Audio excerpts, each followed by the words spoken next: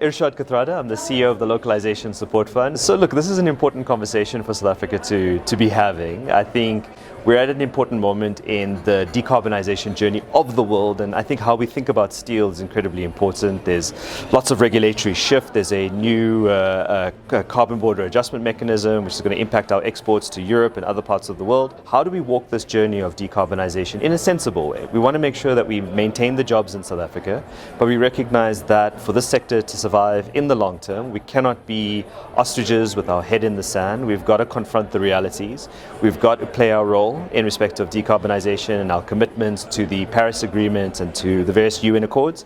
And so what I'm hoping is for us to put on our solution caps, to move into the solution space, to not just complain about the problems, but really to engage with each other and to both commit to what we can do, but also look to others to support us in our journeys.